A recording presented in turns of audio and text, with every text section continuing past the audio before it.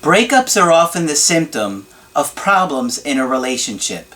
My workbook series, The Knowledge, is focused on helping you change your life in 4 key areas: retaining the information that I teach, personal growth, improving your relationships, and of course, re-attracting your ex. Available now at AskCraig.net.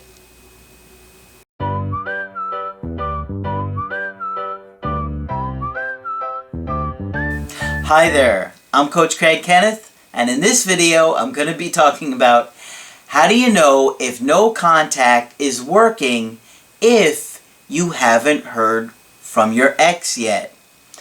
So, obviously this is a tricky subject because how do you know if, when you're in no contact and you've decided not to reach out to your ex, if they care or they don't care, if they're feeling anything now that they haven't heard from you from an extended amount of time, and what is going on with them. So I got an email today from Amber who says, "Hi Coach Craig, my name is Amber and I just discovered you last month. I have been watching your videos daily and you'll be proud to know I'm working very hard on the workbooks as I truly want to grow and change from this breakup. I have a video topic for you that I was hoping you could discuss. How do you know if no contact is working if my ex doesn't reach out to me?" Okay, so I really thought about this, and there is no definitive answer, right? There is no definitive way to know what's going on with your ex if they haven't actually reached out to you. Which is why, of course, you want to make yourself and your personal growth the priority during this time, because it could help your situation, or maybe your ex is just so done with you or the situation, or has just completely moved on. Of course, every situation is different, and when I'm doing a video topic like this, it can be tough to get specific on a general thing, because if there are 100,000 of you guys out there watching these videos, and you're going to all be in different places at different times, and so it can get really tricky sometimes. But I do have some things that I think are going to help maybe shed some light and some signs that I think will be helpful for you guys, okay? So, what you got to think about, first of all, is that when the breakup first happens, you are so anxious and overwhelmed by everything that you are just in this complete state of primal panic, and it feels like life or death, right? Like everything feels like life or death. Every moment feels like life or death. Every second feels like it, and I get that because I've been there, and that's how I know what it's like to go through this. So, and if you've had any abandonment issues in your childhood or attachment traumas in your childhood, that pain that you felt back then is going to come up now and cause you to feel completely overwhelmed, because you felt like this before too, and you may not even remember it. So, the reason that I'm bringing that up is because, it's all about attachment. Okay, we get attached, we fall in love with people that we care about. Obviously, there's a biological component to it, and there's a survival code to it, right? If we get detached from our caregivers or our loved ones, we are putting ourselves in physical danger. We might get sick and not be able to take care of ourselves. We get attacked by a predator. We can't defend ourselves. A lot of different reasons, right? So what you got to do here is you have to look at your ex's perspective to understand this, right? Remember that at first they wanted to be disconnected from you, okay? They have been thinking that this is the best option for them. They've been feeling a certain way for a while. Who knows how long. But they have been wanting and planning on disconnecting from you. So they have been preparing themselves. You haven't. You have no idea this is going to happen in most cases. And so what you're experiencing and what they're experiencing is two completely different things, because they have been setting themselves up to put themselves in a situation where they thought they would be successful, right? So they knew that this relationship was coming to an end because they were deciding to end it. And so what are they going to do? They're going to prepare for that. They're going to mentally prepare. They're going to figure out how to handle things. Maybe they're already talking to other people. They've lined up other potential dating partners, because that is simply what human beings do. And from an evolutionary standpoint, it makes sense to do that, because biologically you are safer if you already have somebody else lined up and you have a new partner ready to go. So a lot of times they have lined up a new partner who winds up not working out with, right? It just falls apart. And they thought it was going to last, but very rarely does it really, really work out. So it's important to understand that they were putting themselves in a position where they really thought they were going to be successful. They were prepared, and when you're trying to beg and plead and convince them, they've already made up their mind, and all those things that you're trying to say and do just makes them shut you off and shut you out even further, and they get cold and put up a wall. So after some time, though, what happens, right?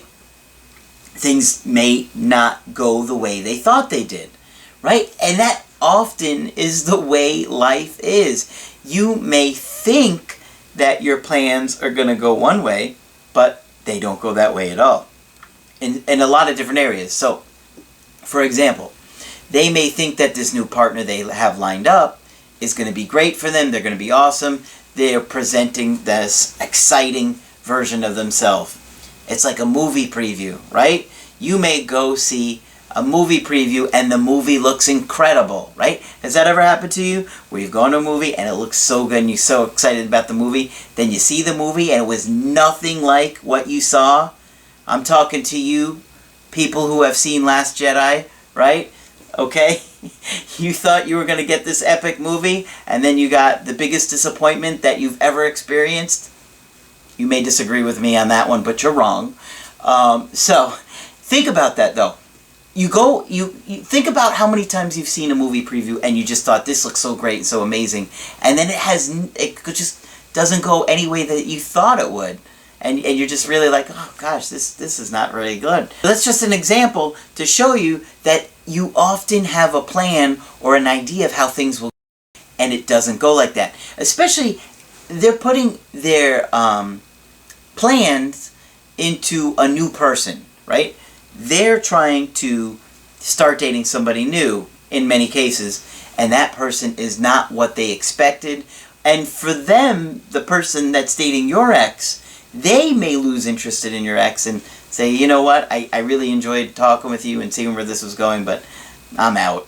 And now your ex just got dumped by the person they left you for.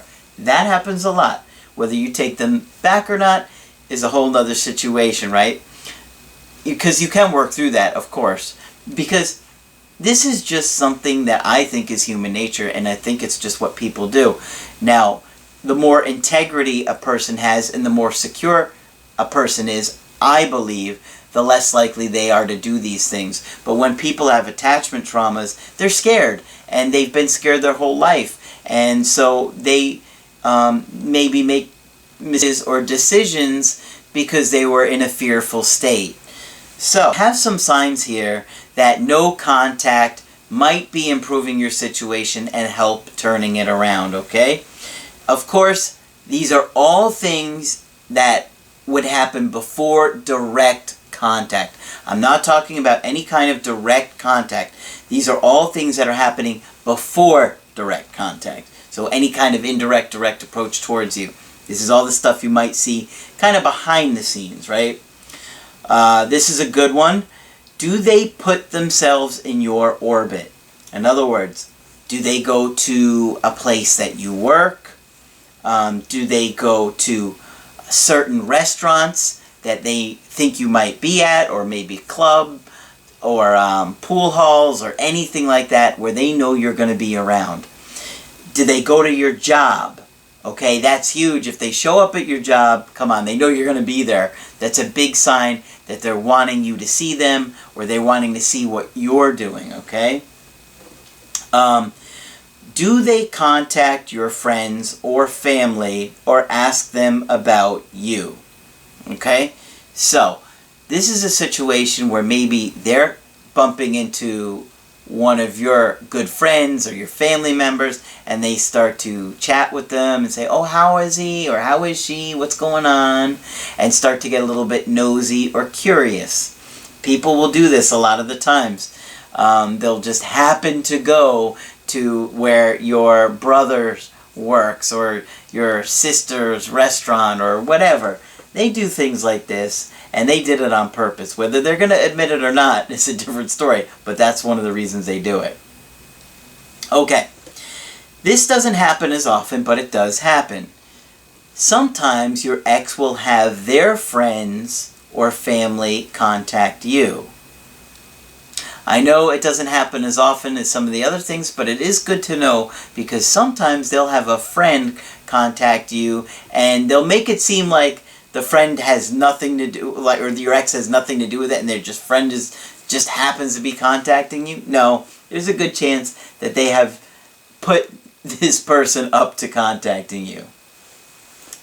I always like to look for things on social media, right? Social media can be huge these days. So here are some things you want to look for on that.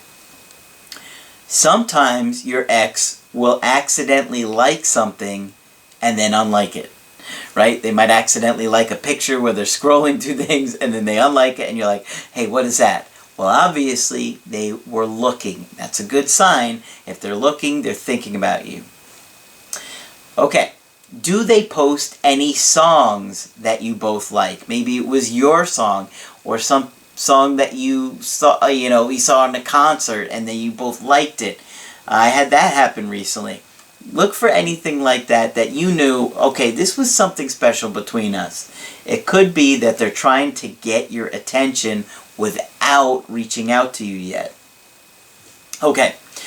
Do they post any pictures of them in places that you used to go together? Maybe a special place that you both went to together.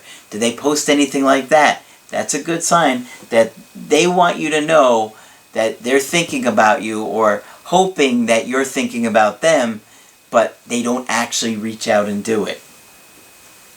Okay, are they emotional on social media? Sometimes people will be emotional or post emotional things, videos or memes or songs. Like I said, if there's kind of emotional things going on there, that's a good indication that they're going through some things, and they're kind of putting it out there for people to know. And a lot of people will do that. Some people just don't have any boundaries. They'll just put everything out there. Okay. The thing that you have to know about no contact is that it very often takes time. And, I never say anything about 30 days. I just believe that when somebody breaks up with you, you really want to wait for them to reach out. But remember, and this is really important, that in order for no contact, let's say no reaching out, to work, they have to feel more space from you than what they wanted. Okay, I'm going to say that again, because I know you guys get anxious and overwhelmed in understanding this. They have to feel more space from you than what they want. That is when they experience separation anxiety. Okay? And when they experience separation anxiety, that's when they start to kind of feel like you are right now. And then it becomes a whole different ball game. Okay? Start feeling like that. That is when their behavior is likely to escalate to get your attention, because now they start to feel that fear, and that primal panic that you've been feeling, and they want to reach out to you because now they're like, I don't know if this is a good idea. I do love this person. Sometimes we have to lose what we have in order to appreciate it. And, you know, you can get upset and emotional that they left you for somebody else, or they left you in general and they just were willing to walk away. And certainly you need to think about those things and evaluate them, because you don't want to just jump back into something with somebody that left you. You want to take things slow and evaluate, okay, what was the reason that they left me? Was it because I wasn't a good partner and I didn't listen? I wasn't there for them? I didn't make them feel loved? Or was it because, you know, they will just jump from person to person and they thought they found somebody better and left you, and they didn't think twice about it? Obviously, every situation is so unique, and you want to think about what that reason was. And that's, of course, one of the things Margaret and I will evaluate with you, is why the relationship ended and what you got to consider in order to make that relationship work again, because you don't want to just jump into anything, because if you do, you could get hurt again. I mean, imagine, you know, they come back and then you just jump into it again without thinking or coming up with a plan, or, you know, really thinking things through, just based on emotion and, you know, trying to make your own anxiety go away. Well, there's a good chance that it's going to fall apart after that, right? If you like this video, throw a like on there. And if you want to get my help personally, just go to my website, askcraig.net, sign up for the coaching option that works best for you. I do email coaching, I do Skype coaching, and if you got to get with me right away, I do offer emergency Skype coaching. Margaret is also available. She has incredible insights, over 35 years of experience. You will absolutely love her.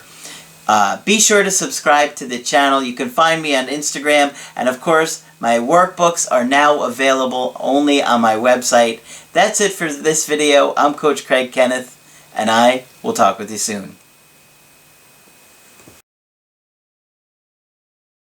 I'm Craig Kenneth, a relationship coach and a psychotherapist. Every relationship is different, and every breakup is different. Work with me, and you'll get professional help on your situation. Just click on the link in the description below, or go to my website, askcraig.net.